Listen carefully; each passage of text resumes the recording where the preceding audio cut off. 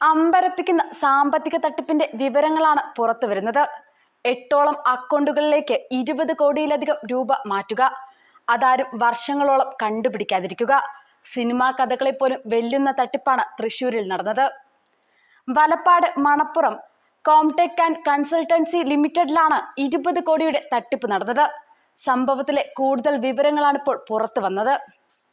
പ്രതിയായ assistant general manager കൊല്ലം സ്വദേശിനി ധന്യ മോഹൻ 8 അക്കൗണ്ടുകളിലേക്കാണ് പണം മാറ്റിയതെന്ന് പോലീസ് അന്വേഷണത്തിൽ കണ്ടെത്തി. ധന്യയുടെ 4 വർഷത്തെ അക്കൗണ്ട് സ്റ്റേറ്റ്മെന്റും പോലീസ് പരിശോധിച്ചു. ഭർത്താവിന്റെ NRI അക്കൗണ്ടുകളിലേക്ക് കുഴൽപ്പണ സംഘം വഴി പണം കൈമാറിയെന്നും പോലീസ് സംശയിക്കുന്നുണ്ട്. കുഴൽപ്പണ സംഘം വഴിയും പണം കൈമാറിയെന്നും പോലീസിന് വിവരവും ലഭിച്ചിട്ടുണ്ട്. ധന്യ മോഹന്റെ പേരിൽ മാത്രം 5 അക്കൗണ്ടുകൾ ഉണ്ടെന്നും പോലീസ് വ്യക്തമാക്കി. ധന്യയുടെ അക്കൗണ്ടിലെ പണം മരവിപ്പിക്കാൻ ബാങ്ക് അധികൃതർക്ക് പോലീസ് നോട്ടീസും നൽകി. ധന്യയുടെയും ബന്ധുക്കളുടെയും പേരിലുള്ള സ്വത്തുക്കളും മരവിപ്പിക്കും. വ്യാജരേഖ ചമച്ച വ്യാജവിലാസത്തിൽ വായ്പകൾ മാറ്റിയായിരുന്നു തുക തട്ടിയതെന്ന് പോലീസ് കണ്ടെത്തിയിട്ടുണ്ട്. അതേസമയം ധന്യയെ പോലീസ് വിശദമായി ചോദ്യം ചെയ്യും.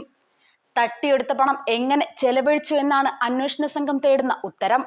ധന്യയുടെയും ബന്ധുക്കളുടെയും അക്കൗണ്ടുകൾ മരവിപ്പിക്കാനും സ്വത്തുക്കൾ കണ്ടുകെട്ടാനുമുള്ള നടപടികൾ പോലീസ് ആരംഭിച്ചിട്ടുണ്ട്. 5 കൊല്ലത്തിനിടെ ധന്യ 19.96 കോടി തട്ടിയെടുത്തു എന്നാണ് പോലീസിന്റെ കണ്ടെത്തൽ. ധന്യ കീഴടങ്ങിയെങ്കിലും കൂട്ടുപ്രതികളായ ഭർത്താവ് ഉൾപ്പെടെയുള്ള ബന്ധുക്കൾ ഇപ്പോഴും ഒളിവിലാണ്. കഴിഞ്ഞ ദിവസമാണ് ധന്യ കൊല്ലം ഈസ്റ്റ് പോലീസ് സ്റ്റേഷനിൽ കീഴടങ്ങിയത്. ഈ സമയം മാധ്യമപ്രവർത്തകരുടെ ചോദ്യങ്ങൾക്ക് തട്ടിക്കയറി. കുറ്റം ചെയ്തോ എന്ന ചോദ്യത്തോട് "എന്റെ ഈ ബാഗ് മുഴുവൻ കാശാണ്, നിങ്ങൾ വന്ന് എടുത്തോളൂ" എന്നായിരുന്നു തട്ടിക്കയറിയുള്ള ധന്യയുടെ പ്രതികരണം. ധന്യ മോഹൻ പണം മുഴുവൻ ചെലവഴിച്ചത് ആഡംബരത്തിനും ധൂർത്തിനുമാണെന്നാണ് പോലീസ് പറയുന്നത്.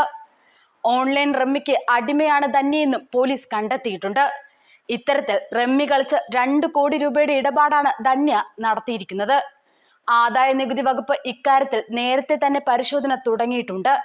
ഈ ഇടപാടുകൾ സംബന്ധിച്ച വിവരങ്ങൾ ആരാഞ്ഞ് ധന്യയ്ക്ക് നോട്ടീസ് അയക്കുകയും ചെയ്തിരുന്നു. എന്നാൽ ഈ നോട്ടീസിന് ധന്യ മറുപടിയൊന്നും നൽകിയിട്ടില്ല. 3 ആഡംബര കാറുകളാണ് ധന്യ തട്ടിപ്പ് പണം ഉപയോഗിച്ച് വാങ്ങിയിരിക്കുന്നത്. ധന്യയുടെ പേരിൽ രജിസ്റ്റർ ചെയ്ത വാഹനങ്ങളുടെ എണ്ണം മാത്രമാണ് കണ്ടെത്തിയിട്ടുള്ളതും. മറ്റാരുടെയെങ്കിലും പേരിൽ കൂടുതൽ വാഹനങ്ങൾ വാങ്ങിയിട്ടുണ്ടോ എന്ന് അന്വേഷിച്ചാൽ മാത്രമേ കണ്ടെത്താനാകൂ. 20 വർഷത്തോളമായി സ്ഥാപനത്തിൽ ജോലി ചെയ്തിരുന്ന ധന്യ ചെറിയ രീതിയിലുള്ള തട്ടിപ്പുകൾ ആദ്യം മുതൽ നടത്തിയിരുന്നു. എന്നാൽ ഇതൊന്നും പിടിക്കപ്പെട്ടില്ല. ഈ ആത്മവിശ്വാസത്തിലാണ് വലിയ തട്ടിപ്പുകൾ ധന്യ നടത്തിയതും. 3 വർഷമായാണ് വലിയ തുകകൾ ധന്യ തട്ടിച്ചത്. ഈ പണം മുഴുവൻ ആഡംബരത്തിനായാണ് ചിലവഴിച്ചതും. വലപ്പാട് സ്വന്തമായി വീട് വാങ്ങി. അതിനോട് ചേർന്നുള്ള സ്ഥലവും ഈ അടുത്ത കാലത്ത് ധന്യ വാങ്ങിയിരുന്നു. ഇതിന്റെ രജിസ്ട്രേഷൻ നടപടികൾ പൂർത്തിയായിട്ടില്ല. 20 കോടിയോളം രൂപ നഷ്ടപ്പെട്ടുവെന്നാണ് ധനകാര്യ സ്ഥാപനം പരാതിപ്പെട്ടിരിക്കുന്നത്. അതുകൊണ്ട് തന്നെ മറ്റ് എവിടെയെങ്കിലും പണം നിക്ഷേപിച്ചിട്ടുണ്ടോ എന്നും പോലീസ് പരിശോധിക്കുന്നുണ്ട്.